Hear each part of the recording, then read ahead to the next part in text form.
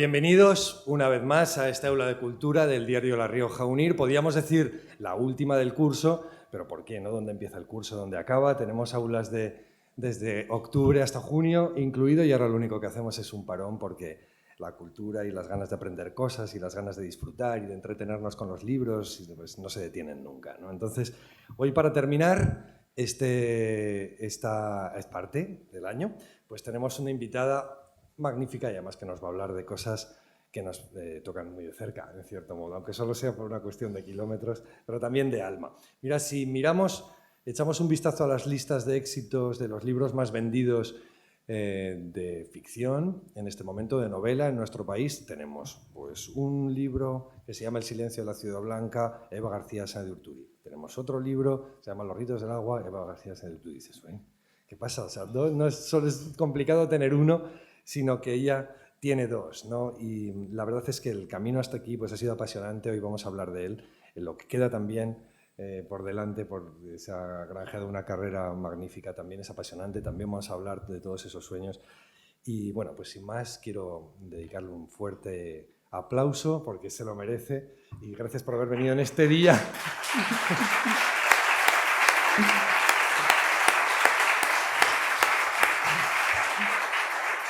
En este día en el que es complicado salir a la calle, lo hago extensivo a todos ustedes, también a los que nos están viendo desde sus casas y además un día muy especial para ti.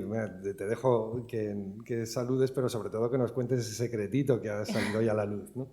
Bueno, en primer lugar, muy buenas tardes.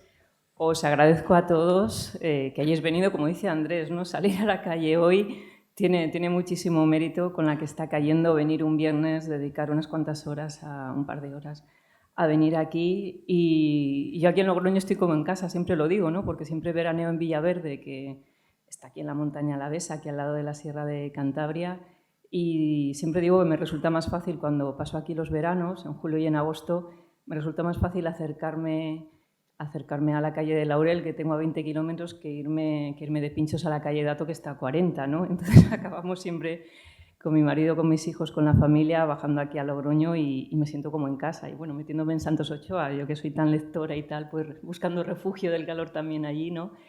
Y como os decía, me siento como en casa y cada vez que vengo aquí, pues me hace muchísima ilusión hacer presentaciones, venir de la mano de un anfitrión de oro como es Andrés, que yo creo que aquí todo el mundo le quiere y con razón, lo sabéis, y es una auténtica gozada, ¿no?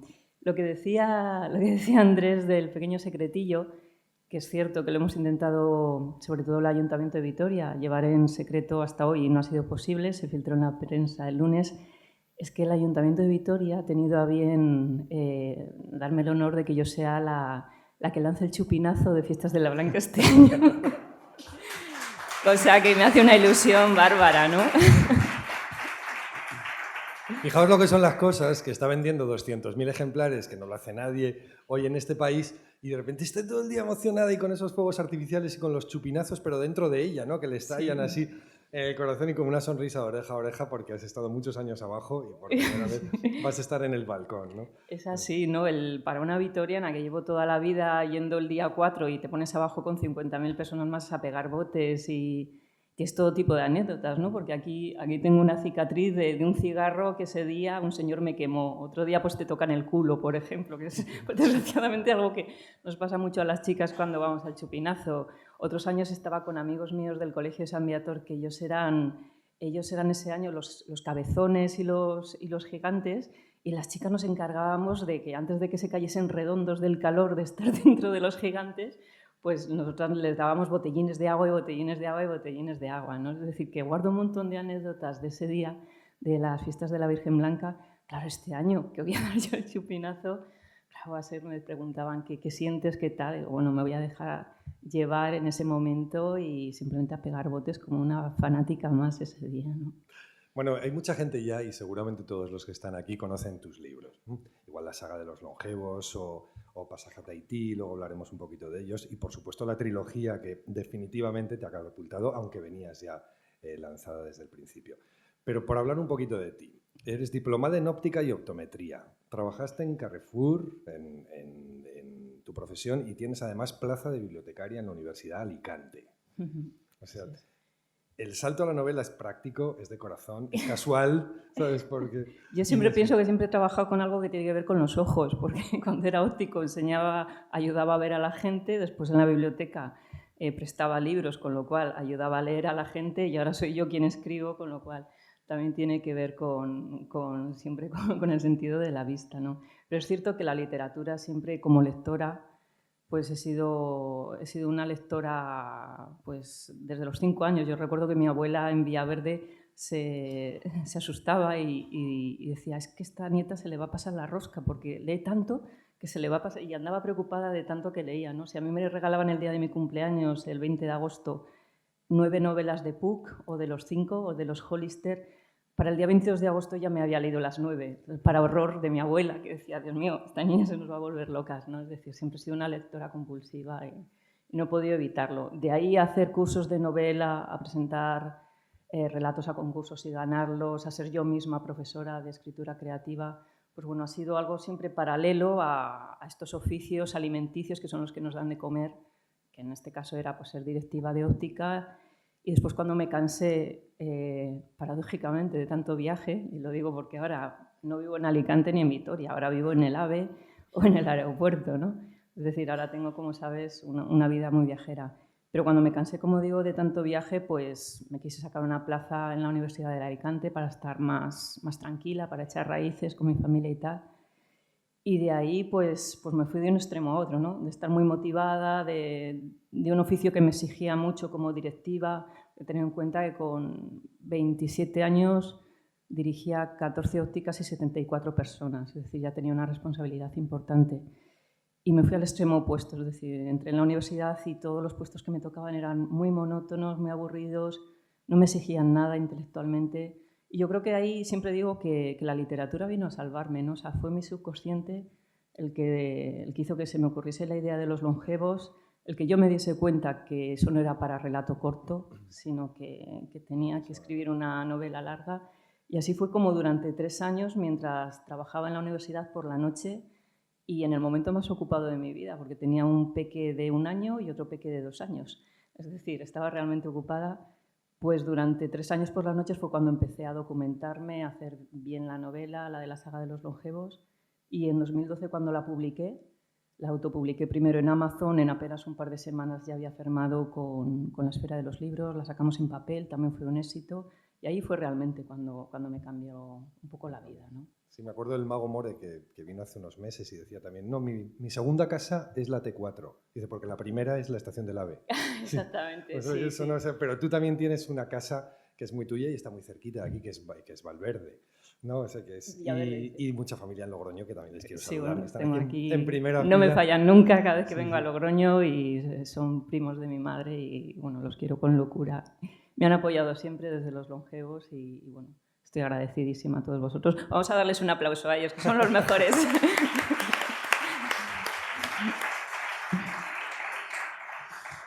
Bueno, mira, con relación al libro que te he traído aquí, a Los ritos del agua, y también con relación al silencio de la ciudad blanca, secretos de civilizaciones milenarias, arcanos indescifrables, ¿no? En este caso, ritos celtas llenos de magia. La arqueología y la historia son un pilar de tus novelas, pero también son un pilar de tu vida. Sí, sí.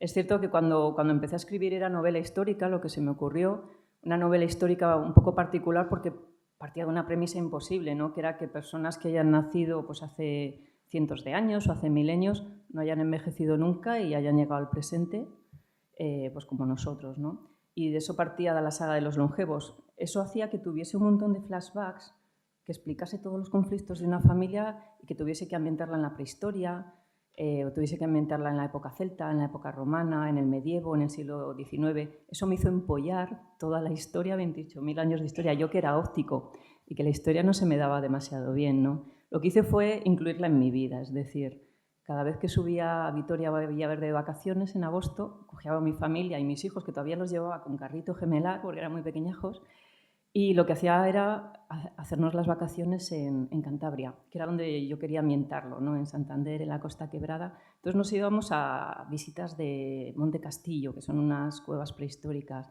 Nos íbamos a visitar el Museo de Arqueología, nos íbamos a ver yacimientos y demás, o el yacimiento de La Hoya, que lo hemos visitado 1000 veces. Entonces les fui incluyendo también a mi familia, esos pocos semanas de ocio, de descanso, los fui incluyendo en mi plan de novela, porque si no, no había manera aquello de hacerlo bien y de acabarlo, ¿no? Y desde entonces es cierto que de las 5 novelas que he escrito, aunque la trilogía que me ha hecho más famosa pues es thriller, pero es thriller barra histórico, es decir, hay un pozo, como dice Andrés, muy importante, en este caso de la cultura celtíbera, que aquí nos olvidamos mucho de que aquí hemos sido celtas hace 2600 años, digo aquí también. Y, por ejemplo, aquí salen los ritos del agua, como sabéis, el estanque celtíbero de la Barbacana, que es el más grande de Europa y lo tenemos aquí al lado en La Guardia, o el poblado celtíbero de La Hoya. Los celtíberos éramos los celtas de Iberia, digo éramos porque bueno, se ha visto, se ha analizado los esqueletos de La Hoya y se ha visto que hay una relación de ADN directa con los habitantes ahora mismo de La Guardia. Es decir, que los celtíberos son los tatarabuelos de los de La Guardia. Así que muchas es decir, veces, que somos celtas, vamos. Cuando trazamos las fronteras habría que mirar un poquito más atrás o desde qué punto miramos Claro. para decir somos esto o somos lo Claro, otro, ¿no? sí, eso lo comentábamos antes en la comida, ¿no? Que cuando la gente, antes me preguntaban, ¿Vitoria antes pertenecía a Castilla o a Navarra? Bueno, pues hemos sido Castilla, hemos sido Navarra, después hemos sido País Vasco, pero yo siempre digo, ¿desde cuándo cuentas? Porque hemos sido visigodos, hemos sido celtíberos, hemos sido muchas cosas, ¿no? Hemos sido muchas culturas que han pasado por ahí, ¿no? Sí, y fruto de involucrar en la soledad del escritor para que no sea más solitaria a tu familia, es que tus hijos saben más mitología griega que el profe. Sí, es así, lo comentábamos hace poco, ¿no? Que mis hijos se han ido obsesionando con 11 años. Con 11 años, sí. Mis hijos ahora tienen 9 y 11, pero por ejemplo el mayor, que siempre ha querido ser arqueólogo, claro, es normal. Si con 2 años ya se empapaba de arqueólogos como Juan Luis de Arzuaga, por ejemplo, que sabéis que es el codirector de Atapuerca, pues bueno, para los longevos fue el quien me revisó la novela y demás, ¿no? Claro, con esos amigos de mamá, ¿cómo no vas a querer ser arqueólogo, no? Si le prometí una plaza cuando fuese mayor en Atapuerca, decía, mamá, yo aquí vengo a excavar, ¿no? Entonces, mi hijo es curioso, mi hijo mayor, porque he ido pasando sus etapas de qué quiero ser de mayor por todas las etapas que mamá escribe, ¿no? Y ahora está en Grecia, le ha dado por ahí y ahora sabe de mitología griega lo que no sabe su mamá ni lo que saben sus profesores, ¿no? Hombre, arqueólogo como Indiana Jones no está mal, ¿eh? Sí. Yo estoy segura que va a ser algo así. Pero bueno, de casta le viene al galgo, porque tú también desde Sí, cría te moviste en un ambiente... Sí, yo tengo la suerte de que mi familia, mi padre era un tío muy culto, era abogado, él escribió 3 novelas y todas las vacaciones, todos los veranos, mi familia, que eran también funcionarios, mi madre era profesora, pues teníamos esas vacaciones eternas de 3 meses y ellos elegían siempre una provincia, mi padre era castellano, era de Toro, de Zamora, elegíamos una provincia, Valladolid, Salamanca, Cantabria, Cuenca, y nos pasábamos el mes entero allí. Mi hermana y yo pues teníamos 8 y 9 años, 9 y 10, 10, 11, etc. Entonces nos pasábamos unas vacaciones culturales impresionantes. Bueno, mi padre había sido cura y tenía cierto enchufe con la iglesia, entonces nos íbamos a San Millán de la Cogolla o al monasterio de Yuso y nos enseñaban los incunables, porque mi padre hablaba con los monjes, enseguida los convencía y tal. Entonces teníamos acceso a un montón de monasterios que realmente nadie tiene acceso hoy día y demás, ¿no? Entonces yo viví esa infancia, tengo la suerte de haber apreciado desde pequeña tantas y tantas visitas a todos los museos en España, a muchísimos yacimientos de La Hoya. Nuestro sueño como familia era irnos un verano a excavar a La Hoya, ¿no? Y ahora el sueño ahora ya se lo he pasado a mis hijos, ¿no? Es decir, exactamente, ¿no? Es decir, que he tenido la suerte de vivir ese amor por la cultura, por la literatura y por los yacimientos y por la historia y por la arqueología, ¿no? Yo creo que eso se ha reflejado al final. Yo tenía que escribir de eso, no de otra cosa. Y por las series policíacas, ¿no? Porque toda esa magia está fundida en esta trilogía con criminología, con medicina forense, ¿no? Y haciendo como un homenaje, se puede decir, a las series de la tele que cambiaron la historia de la televisión, ¿no? ¿En cuál te fijas alguna vez?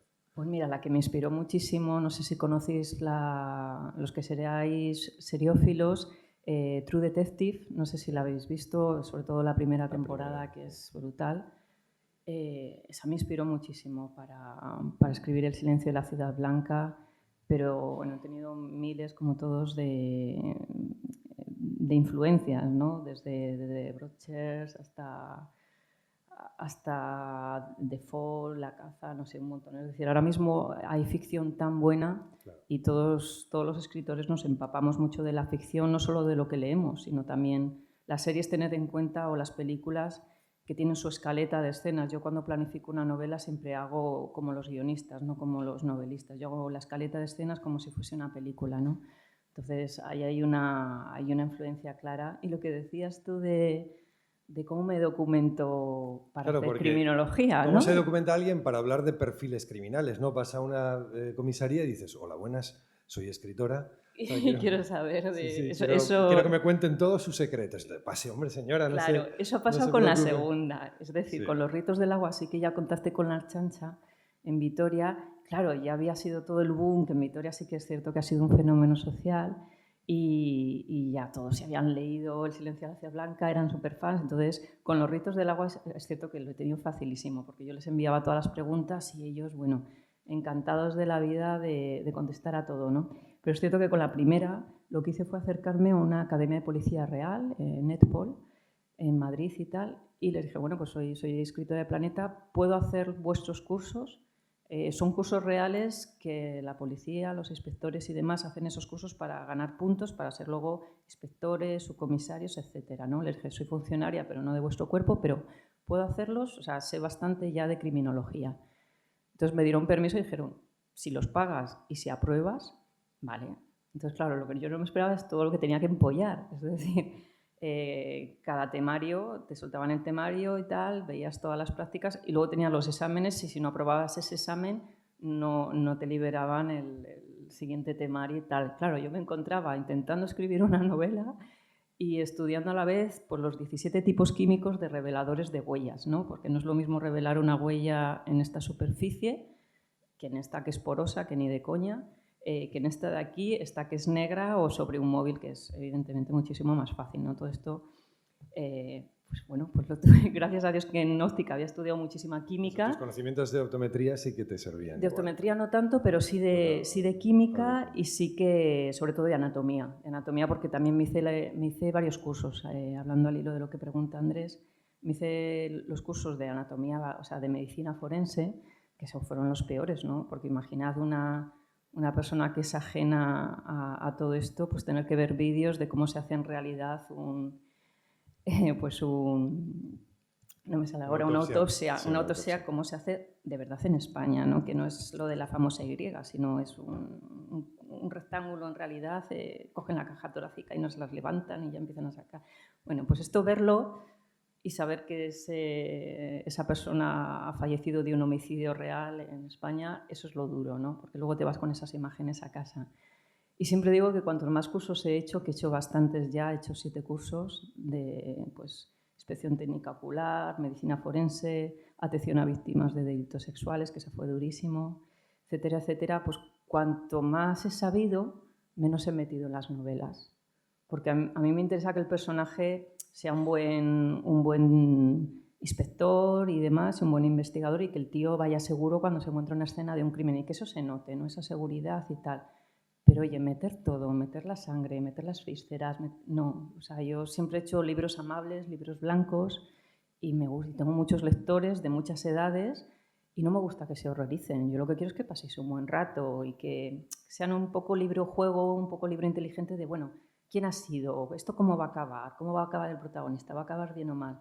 Pero oye, lo de horrorizar y lo de que la gente me recuerde por una escena dura, eso es lo que no quiero, ¿no? Entonces cambias el morbo por la psicología, ¿no? Sí. Siempre he dicho que si ha habido, por ejemplo, en Los ritos del agua, escenas que podían llegar a ser duras, no las he escrito. Entonces es curioso que cuando viene la gente, los lectores a las firmas, me dicen, ¡oh, qué duro esto! Y tal. Le digo, no lo he escrito. ¿Cómo que no lo has escrito? Y dicen, no está escrito. Que sí, hombre, la escena tal, en la playa de Deva y tal.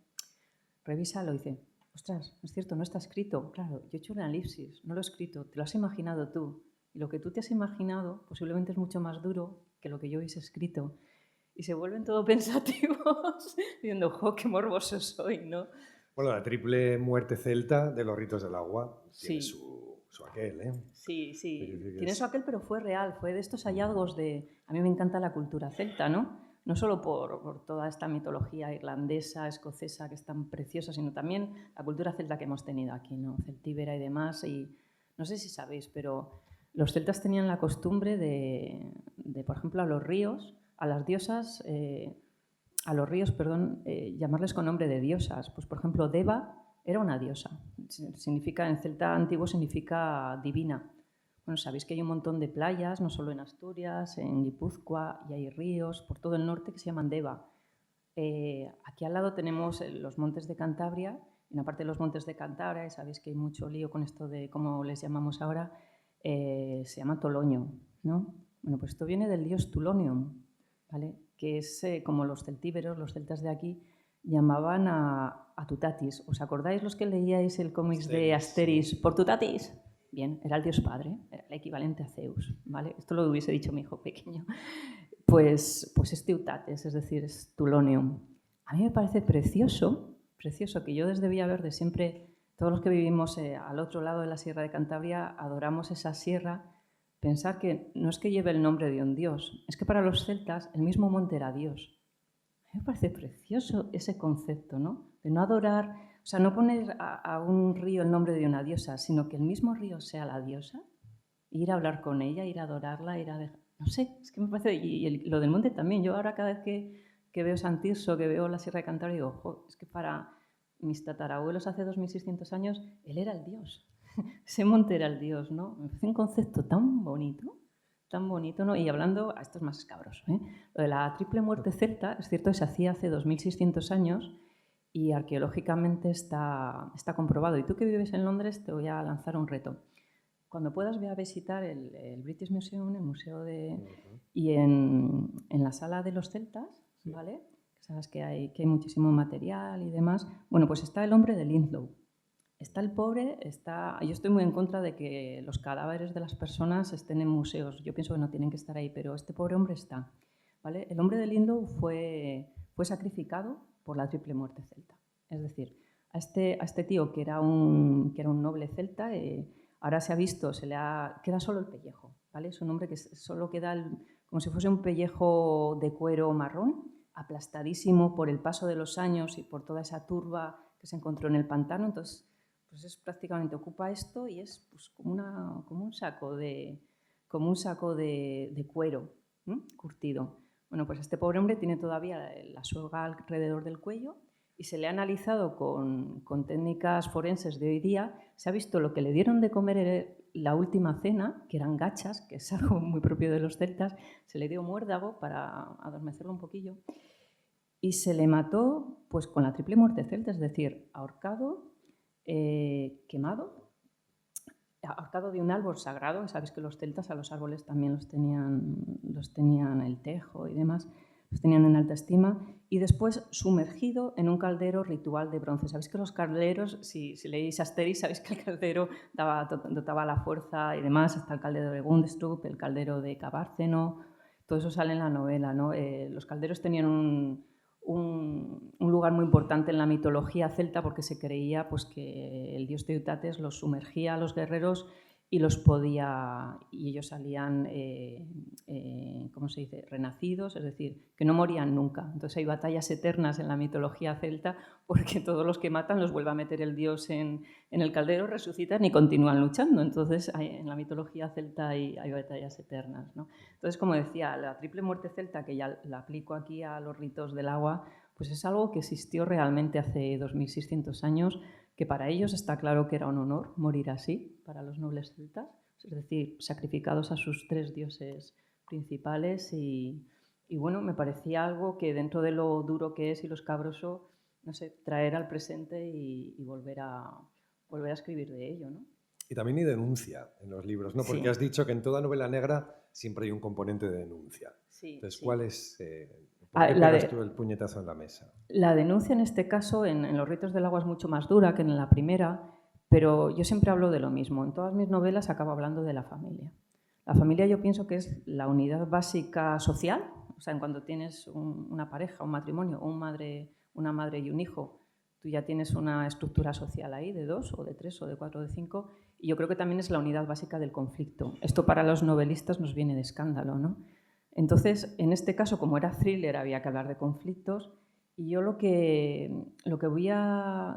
quiero hablar a lo largo de toda la trilogía es de una frase que dice aquí un arqueólogo que sale también en Los Longevos, que es: existe una cadena de violencia que se remonta al Paleolítico. Esta es mi impresión personal después de saber todo lo que sé de criminología, después de haber tenido que leer tantas confesiones por parte de asesinos y asesinos múltiples. No digo que siempre se justifiquen, no digo que siempre estén justificados, pero cuando lees el pasado, o sea, muchísimos vienen de familias desestructuradas. Se dice en psicología forense que una persona normal no tortura. Es decir, si una persona normal puede llegar a matar en determinadas circunstancias, pero torturar, amigo, es otra cosa. Torturar es infligir un daño antes de matar. Entonces, siempre se dice que una persona normal, de psicología normal, no tortura. Es decir, el que tortura ha sido torturado en la infancia o antes. De hecho, eso se está viendo en las guerras y demás, ¿no? Los perfiles que cogen como torturadores. Entonces, yo pienso que a nivel también incluso familiar se está viendo, ¿no? O sea, los pederastas, los pedófilos, a su vez han sido niños abusados.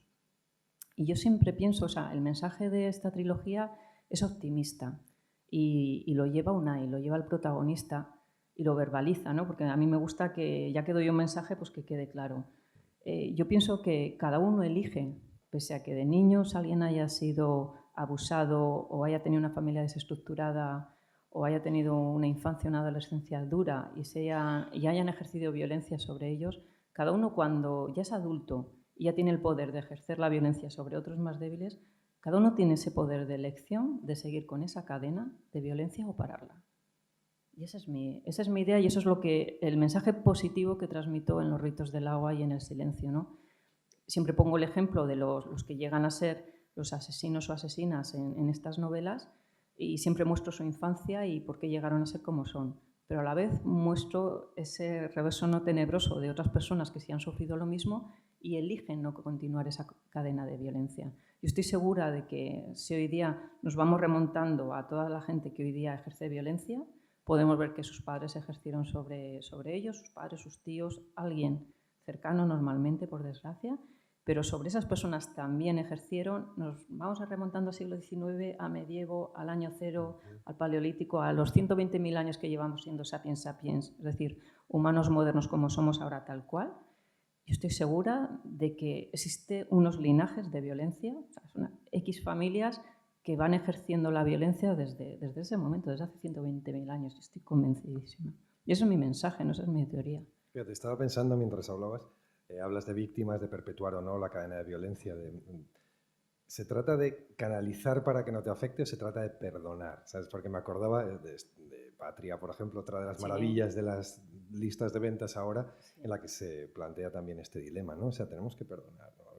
O no, en absoluto. Lo único que tenemos que hacer es obviarlo y seguir caminando por Yo creo otro sendero. Que el perdón es una opción personal y cada uno tiene que saber. Lo que pienso es que hay que dejarlo pasar. Es decir, dejándolo pasar nos damos la opción a nosotros mismos de seguir adelante y de aprender de lo recibido. Y como digo, para mí la única opción es aprender eso para no volver a hacerlo. Es como los hijos de fumadores que jamás hemos probado el tabaco. Dices, pues gracias papá, o mi suegro, por ejemplo, que murió de cáncer de pulmón, pues gracias, porque ni yo ni mis hijos probaremos jamás el tabaco, porque si no mis hijos ahora tendrían un abuelo y no lo tienen. Entonces dices, bueno, pues vamos a darle la vuelta a eso malo, a esos errores de nuestros ancestros y vamos a tal. El perdonar, no perdonar, ya nos metemos en disquisiciones más personales y cuando has sufrido un daño, ¿quién es nadie para juzgar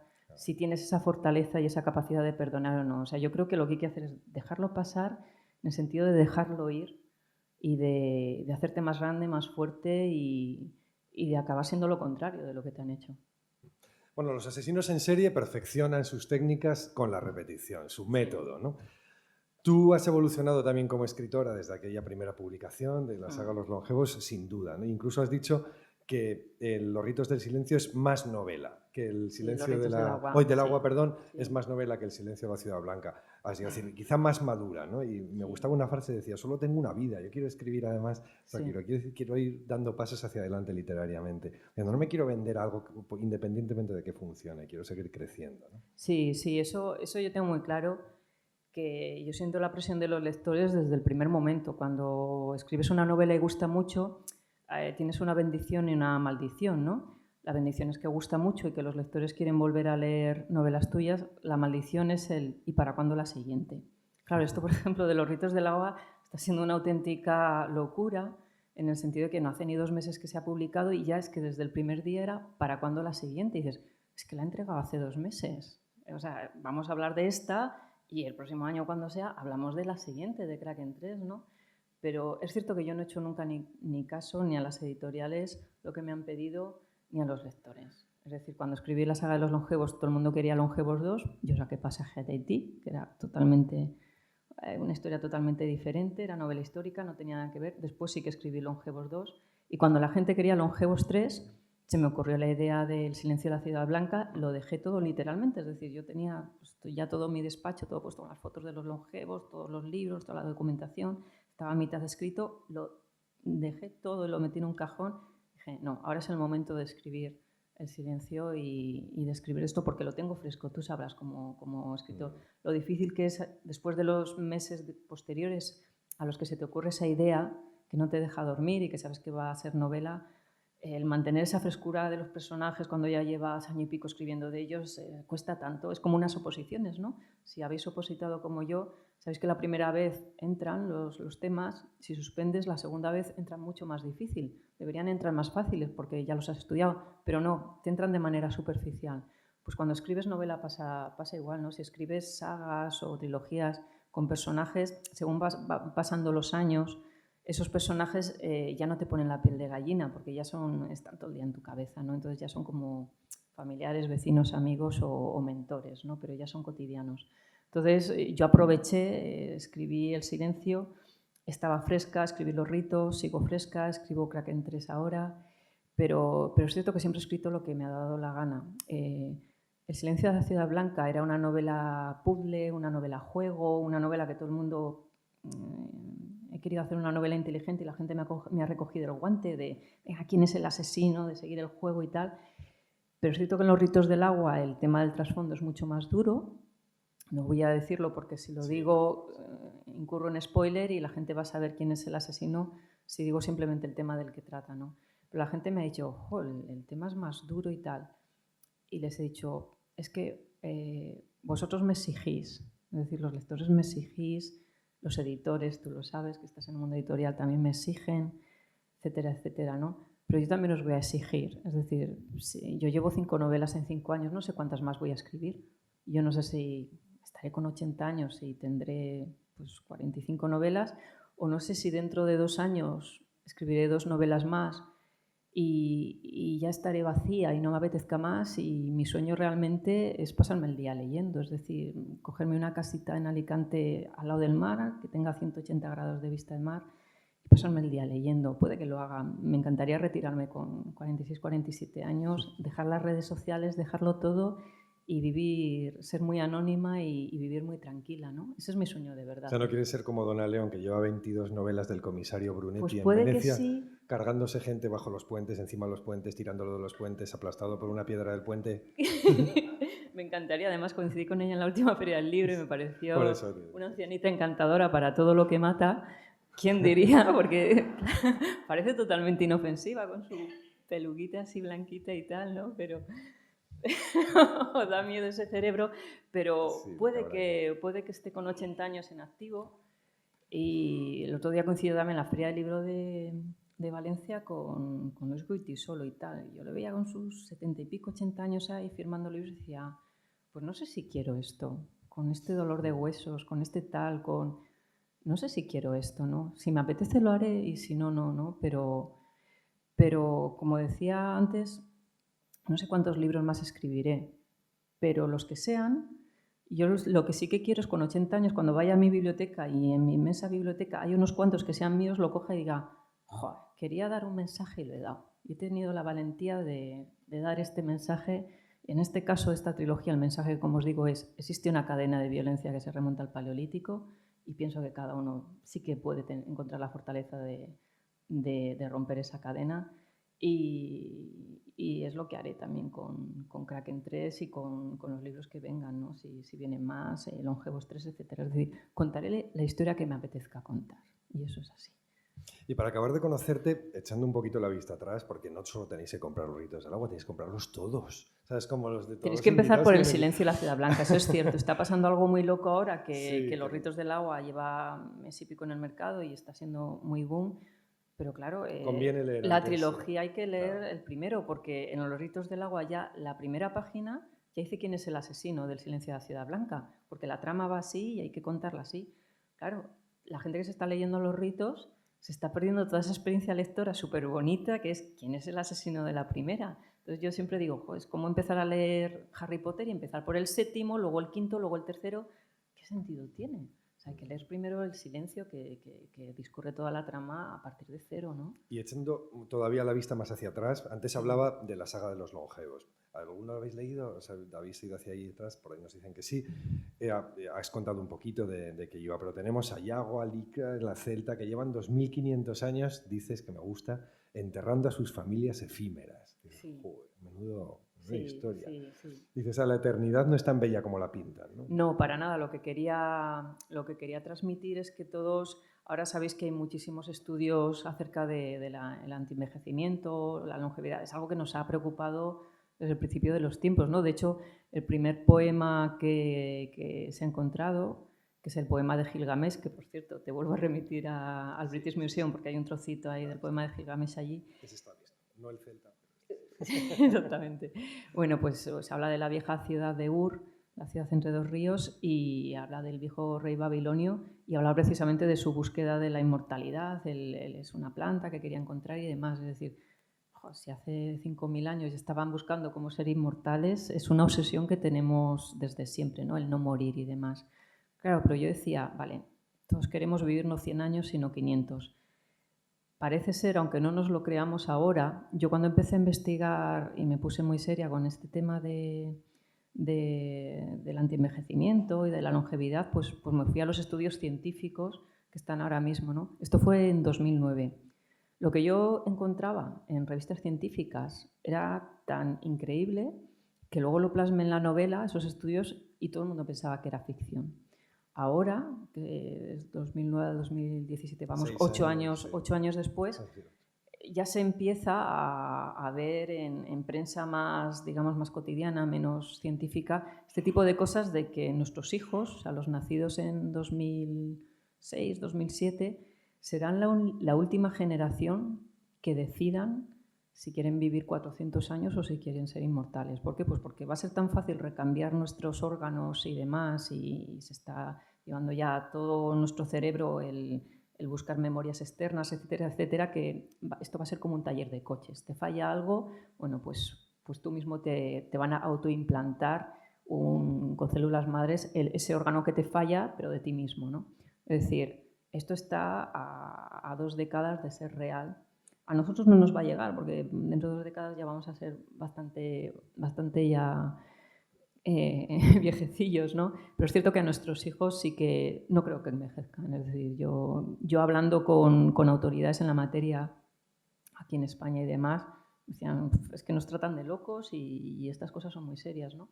Pero es cierto que la próxima generación, aparte de que va a ser muy normal vivir 400 años, lo que va a ser normal es no envejecer más allá de los 35 o los 40 años. Es decir, lo que se busca no son viejecitos de 400 años, lo que se busca son jovencitos de 400 años, gente que a partir de los 30 y pico no envejezca, se mantenga bien y demás, ¿no? ¿Para qué queremos tener 6.000 millones de personas con Alzheimer?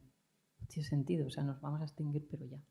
Entonces, esto se va a hacer de otra manera, ¿no? Pero sí que se va a hacer. Entonces, yo quería verle la parte humana a todo esto que nos va a pasar. Es decir, no es que sea Verne, pero de verdad que dentro de 50 años los longevos se va a ver como, pues claro, ¿cómo no pensaban hace 50 años que no íbamos a envejecer? Van a ver con una naturalidad tremenda, ¿no? Pero yo me iba a la parte humana de, vale, pero como os digo siempre, ¿no? La familia es la unidad básica del conflicto. Aguantar 3.000 años, por ejemplo, si tú tienes un hermano, en el caso de Iago del Castillo, que es el protagonista, tiene un hermano escita. Los escitas eran una tribu nómada del desierto del norte del Mar Negro, es decir, eran como rusos, digamos, de hace 3.000 años, eran terriblemente sanguinarios, y uno de los personajes es escita, es Nagorno, y es, digamos, el antagonista de los longevos, y es el hermano del protagonista. Imaginad tener un hermano muy psicópata, muy psicópata, y tener que aguantarlo 3.000 años. Y que tu padre lo adore. ¿Cómo te desprendes de él si tú adoras a tu padre? ¿Qué haces? ¿No vives en familia con lo solo que te tienes que sentir? Claro, esta familia, tener en cuenta que como no envejecen, aparentan 35 años, pero claro, cuando pasan 10 años la gente empieza ya a decir, ostras, no envejeces. Entonces, las han pasado tan mal y les han perseguido tanto en tantas épocas de la historia que lo que hacen es cada 10 años se mudan, cambian de nombre, cambian de identidad y se van mudando. A veces van solos, a veces en familia. Pero claro, ir solo por la vida o tener una mujer que te dure 10 años o enamorarte, tener unos hijos y abandonarlos a los 10 años y fingir tu muerte, eso una vez y otra vez y otra vez y otra vez y otra vez, tener 1000 identidades, eso era el drama humano que yo quería plasmar, ¿no? Vale, que todos queremos ser longevos, toma longevos, es decir, toma y tómalo con tu familia. Cada uno de vosotros con nuestra familia, ¿os imagináis viviendo 10.000 años? Es decir, ese suegro, momento, no tengo suegro, y mi suegro era un cielo allá donde esté mi querido Germán. De hecho, el personaje del hermano de Unai, Germán, es un homenaje a mi suegro, lo quería con locura. Pero quiero decir, quien tenga un suegro todo, quien tenga una hermana puñetera, ¿aguantarlo 3.000 años? ¿De verdad? Y pues de eso trata los longevos realmente. Después de tanta presión existencial, te tomas unas vacaciones y te vas a mitad del océano a escribir Pasaje a Tahití sobre el imperio de las perlas cultivadas. O sea, digo, sí. Así, bueno, vamos a tomar un poco el sol, ¿sabes? Que ya... Sí, fue muy luminosa aquella novela. Sí. O sea, que también fueron unas vacaciones literarias en un momento dado para escribir algo completamente dulce. Sí, pues Pasaje a Tahití es curioso, fue mi novela menos vendida porque todo el mundo estaba esperando Los Longevos 2 y a todos mis lectores les vino muy a contrapié. Decían, vale, sí está muy bien escrito, pero yo quiero Longevos 2 y tal, ¿no? Y ahora es curioso porque ahora que la gente de manera masiva me ha descubierto y todo el mundo quiere leer las anteriores novelas, me vienen lectores de, es que tu mejor novela es Pasaje a Tahití. Y tú, pues en el 2014 nadie le importó, ¿no? Pero eso viene a cuento de que lo importante es cada uno con qué sensación se quede cada escritor de lo que ha escrito. Es decir, yo respeto muchísimo las opiniones de los lectores, ¿no? Las buenas y las malas. Pero es cierto que a mí lo que me importa es lo que voy a pensar con 80 años de lo que he escrito. Y yo con Pasaje a Tahití me quedé... Era una historia muy bonita, os cuento. Era de unos hermanos, en 1880, de Manacor. Uno se dedicaba, sabéis que en Mallorca hay una industria muy potente del vidrio, uno era soplador de vidrio, tal, se quedan en paro, hubo allí una crisis de la cepa de las vides de allí, de la filoxera, y se quedaron todo, esto fue real, se quedó toda una isla en paro. Y ellos, como tenían ascendencia francesa, pues el gobierno francés pagaba, en la famosa Exposición Universal de 1880, donde estuvo también Gauguin, pagaba a la gente para que fuese a las colonias para llenarlo de franceses, ¿no? Porque tenían que llenar todos esos puestos de gobernadores, etcétera, etcétera. Y estos hermanos que son manacorís, pero que tienen ascendencia francesa, se van a Tahití.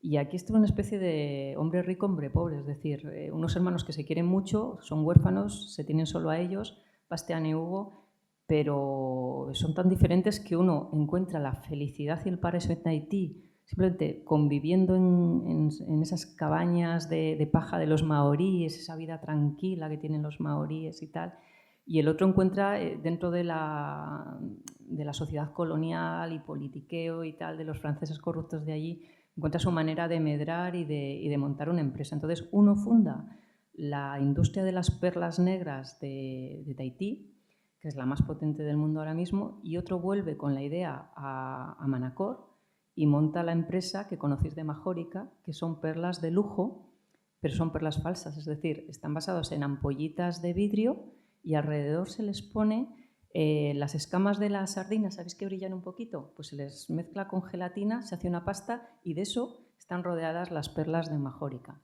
Entonces, cada uno de los dos monta su emporio, su imperio. En medio hay una mujer que también es menorquina y es la hija de un cónsul inglés, y los dos tienen su historia de amor, su triángulo amoroso potentísimo con ella, con Laia Fortuny, y de eso va realmente esa historia. Es una historia muy luminosa, hay mucha luz en Mallorca, hay mucha luz en Tahití y demás, y fue la historia que me apetecía escribir en aquellos momentos. Pero como veis también está la unidad básica del conflicto, en este caso es una familia, una familia de dos hermanos, ¿no?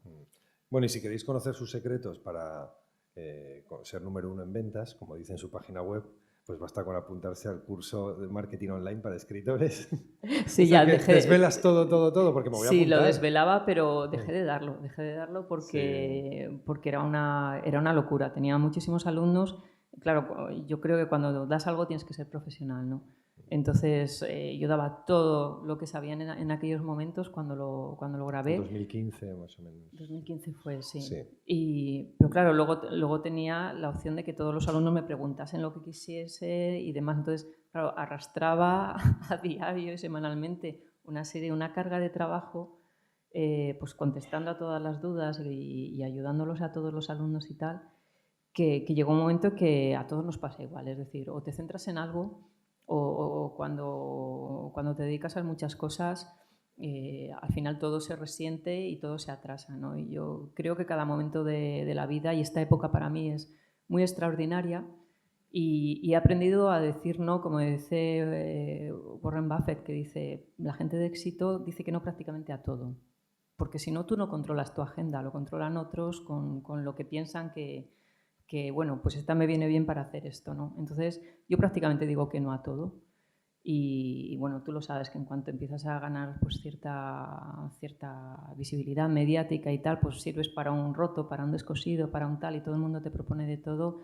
Yo prácticamente digo que no a todo, ni por egoísmo ni por nada, sino porque ahora mismo lo que me apetece es solo escribir, y si estuviese pues dando cursos aquí y allá o dedicándome a, no sé, a escribir columnas en el periódico tal y cual, pues no estaría centrada. La gente dice que esto del plan A y el plan B, yo creo que no hay que tener plan B porque te distrae de tu plan A, ¿vale? Entonces, yo creo que lo del ser multitarea es un mito, hay que concentrarse solo en una cosa, y yo ahora bastante duro es, como sabe Andrés, escribir una novela, mantenerte centrada año y pico de tu vida en algo, mantener los personajes vivos, mantener día tras día. Hablábamos de eso de escribir 11 páginas al día, como suele tocarme cuando tengo una fecha de entrega apurada y puñetera, pues es así, ¿no? Y prefiero centrarme solo en esto, y pues eso, todo eso que antes hacía, que me gustaba mucho la formación y demás, pues lo fui dejando, y puede que dentro de 5 años, lo que sea, lo retome en mi casita junto al mar, ¿no? Vendrá como plan A. Vendrá entonces como plan A. Será el plan A, exactamente, pero será el plan A. Es decir, el tener plan A, plan B y plan C e intentar implementarlos todos a este nivel de exigencia que te exige Planeta, a este nivel literario, a este nivel de fechas, es inhumano llegar, ¿no? Bueno. Y tampoco se quisiera. Pues lo que va a ser inhumano va a ser también lo que vas a firmar hoy. Aquí.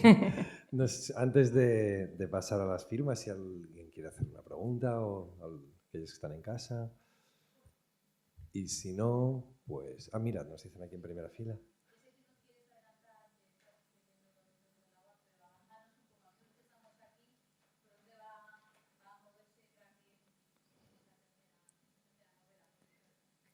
Pues es...